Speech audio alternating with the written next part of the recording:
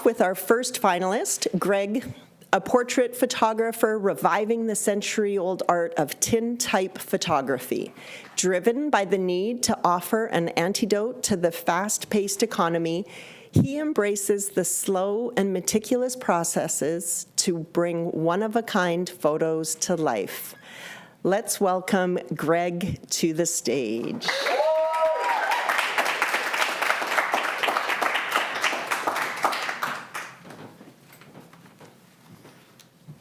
Thank you, Nicole. My name is Greg. I'm an operations manager and photographer, and for the last few years, last year in particular, I've had a problem. With the proliferation of AI tools and my constant need to optimize both my professional and my personal life, I felt like I was, I felt like I was constantly burnt out and overwhelmed, like I was on a hamster wheel but never making any progress to where I actually want to go. And so when I realized that this anxiety couldn't be optimized away, I knew I had to make a change. So I tried something new. I tried actually slowing down.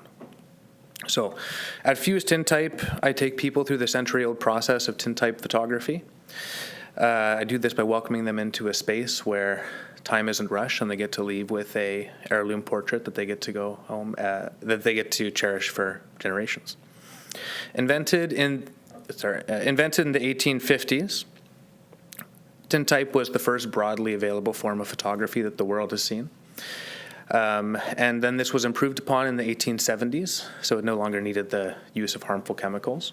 And so this is the tradition that I'm building upon. So what I do is I coat a metal plate by hand with a photosensitive emulsion, and then once that plate is prepared, I load it into my bellows camera. And then when I take the picture, I remove that plate from the camera and take it into the portable period-accurate darkroom I built, which is pictured here. Develop that picture before bringing it back out into the light to be fixed, which is the moment we see the image appear before our eyes, resulting in a one-of-a-kind image on metal.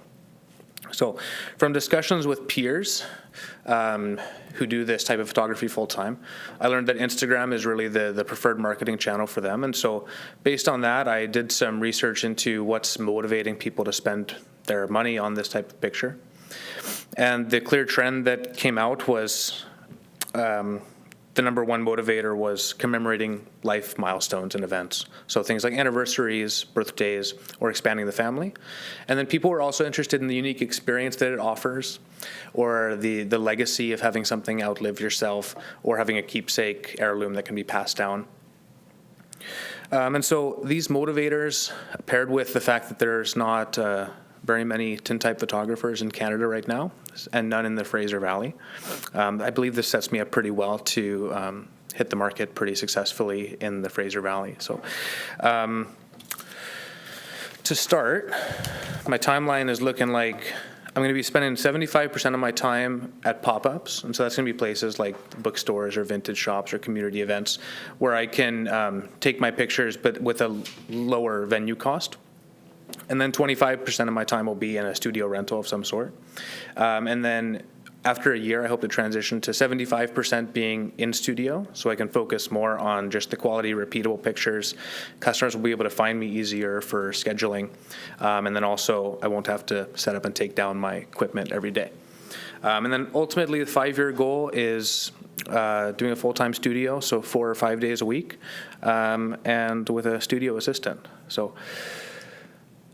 Also, something I learned from discussing with the peers who do this full-time is that the universal unexpected cost for this type of photography is just the amount of light that you need to get a good picture, because these plates are very insensitive to light. And so, as such, $1,500 of the $3,000 investment will be going to lighting and supportive lighting equipment. $500 will be going to a studio pilot where I invite local influencers and prominent Chilliwackians to a session where they can get free tintype taken.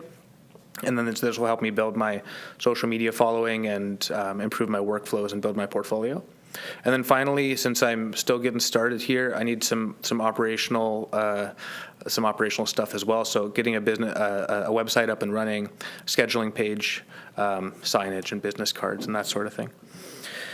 And so really ultimately the goal is that when somebody comes and they sit completely still in front of the camera and they get to watch the image appear right before their eyes, that it can serve as a reminder that beautiful things are still possible when we take our time. So thank you all for your time, and thanks for supporting local artists.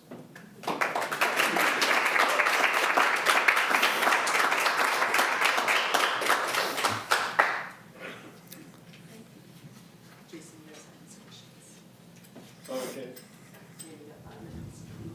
Just any questions?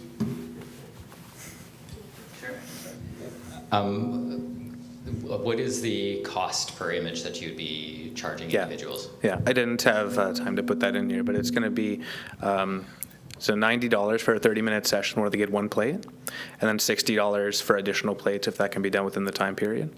And then the actual material cost of the plates is $12, and so that leaves me enough margin if I'm needing to book spaces like studios or whatever it may be.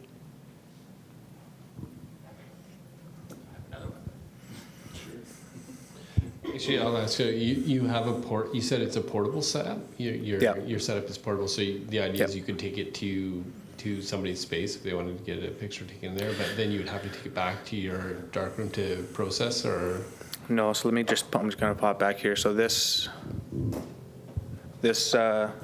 the wood box there with the red shroud, that's my portable darkroom. And there's also a red window, which you can see right here, so you can see the image being developed if you want to do that.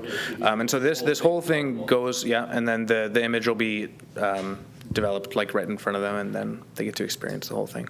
Yep. So this, the studio rental pilot, the $500, have you done research and identifying spaces that you would be able to use for that, or what's your plan with that? Yeah, there's a number of studios in town here, and the rental rate can go anywhere from $75, $100 an hour. So for a half-day rental, that's kind of what I'm thinking, and just need to get everybody booked within that time window. Yeah. And then you spoke about marketing. I didn't see anything, but do you have an Instagram already set up?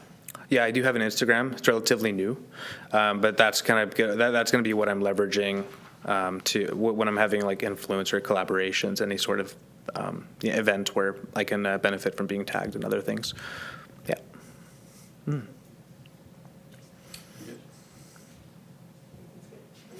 final question now again. Any questions? All right. Thank you. Good job, Greg.